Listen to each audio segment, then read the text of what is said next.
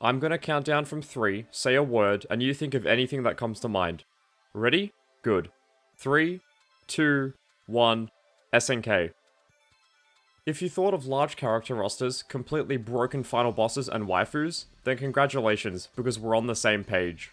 SNK has developed a reputation for itself over the decades for their various arcade games, and while games like Metal Slug and Samurai Showdown are very popular, nothing they put out can triumph over the King of Fighters.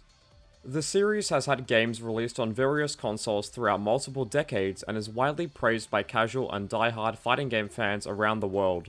But today, I want to cover what I consider to be not only the black sheep of the series, no, not you, but it's also the first SNK game I ever owned and what exposed me to the King of Fighters in the first place.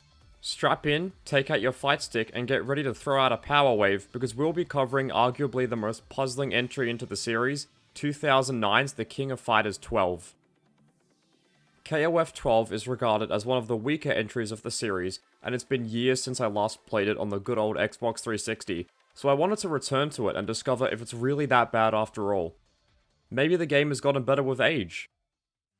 Now that I've introduced the game to you, let's discuss the game's story, or lack of it. If you don't know, The King of Fighters XII is a dream match, meaning that the game doesn't contain a canonical storyline. This is done to feature returning characters from the previous games who may have died or gone absent for whatever reason. Obviously, I can't do a story recap for this game, so I'll briefly cover the game's development so we can understand the circumstances that led up to the game's release. Allow me to begin this part of the video with a throwback to a classic KOF game.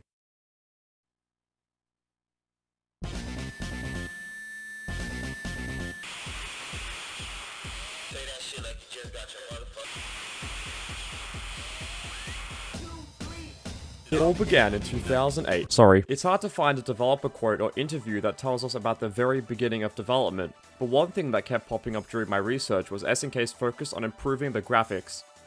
No longer would King of Fighters fans have to play yet another fighting game with reused sprites and animations, because KOF 12 was going to feature brand new character sprites in glorious high definition.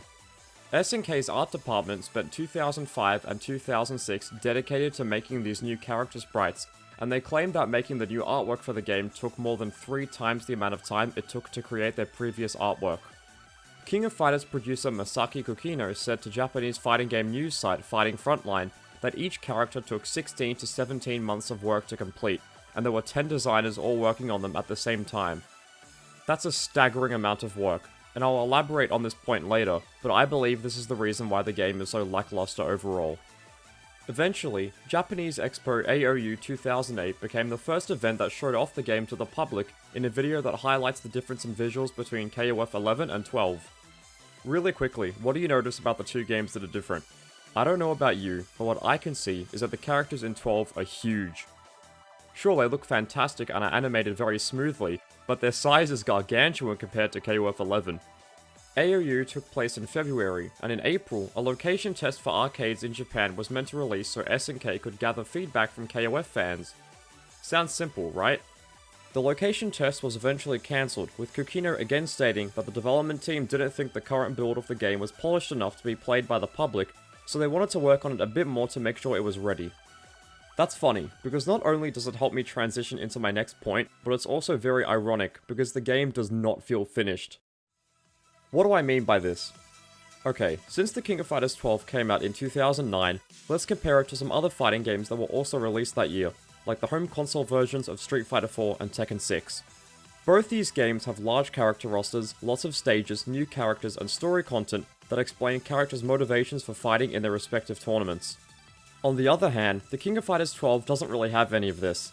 The game only has 20 playable characters, and while this may not sound bad, you have to remember that The King of Fighters XI on PS2 had 46. Sure, this game wasn't in high definition and was released on an old system, but SNK really pulled out all the stops for it. Coming back to what I said before about the graphics of KOF 12, I believe that the game's beautiful visuals essentially killed it. What I mean by this is that because the developers had to spend so much time working on the visuals, they couldn't afford to add any content other than the bare essentials. The King of Fighters XII has an arcade mode without character endings or even a final boss, which is downright blasphemous against SNK.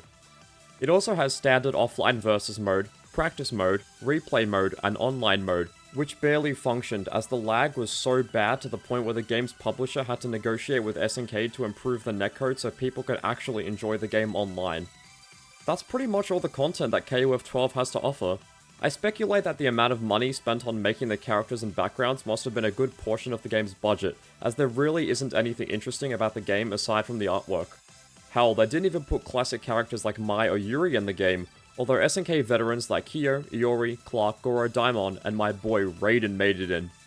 There aren't any combo trials either. King of Fighters is known, especially by casual players, for its high execution requirements and tricky combo trials, and while the fighting system itself is kinda decent, there isn't even a simple tutorial that tells you how to play.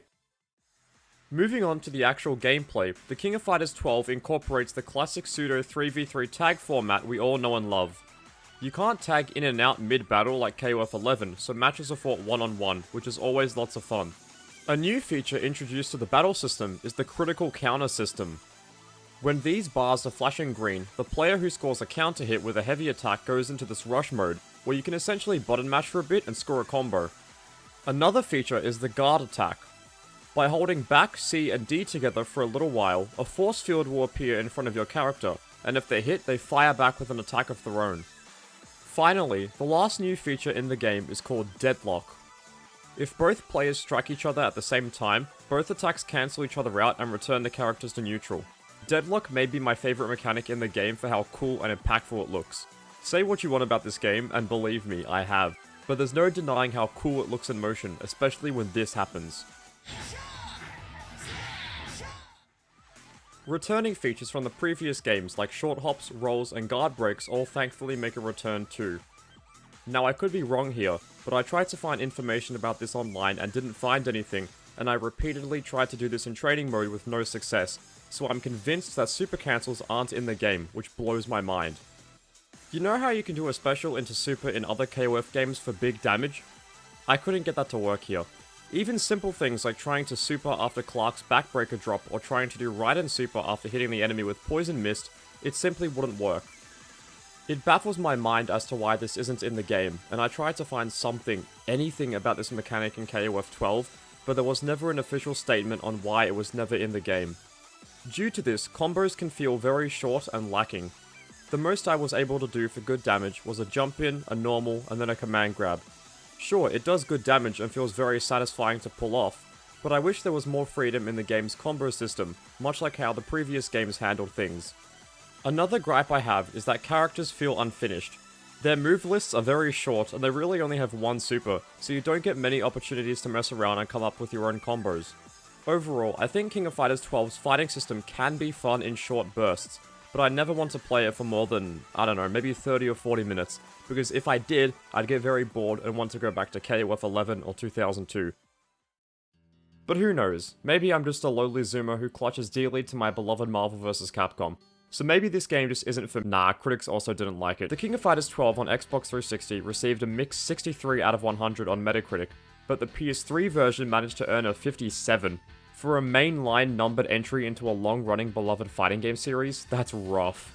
Critics at the time essentially said what I've been talking about throughout the video, that the graphics and fighting system aren't bad, but the lack of content and horrible netcode heavily weigh the game down. I made this video to go back and experience the first SNK fighting game I ever owned once again, years and years after I last played it.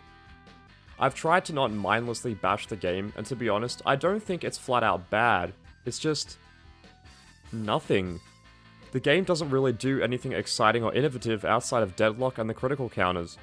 I honestly can't think of a reason to return to this game outside of morbid curiosity, and for that, I feel kinda disappointed. What I'll say to end the video is that the King of Fighters 12 feels more like a tech demo rather than an actual finished game you can play. It's essentially a beta version for a demo of the King of Fighters XIII, so I recommend playing that game instead, especially because it's on PC and because my boy Raiden made it back. Thanks for watching, I hope you learned something, and I'll see you in the next one.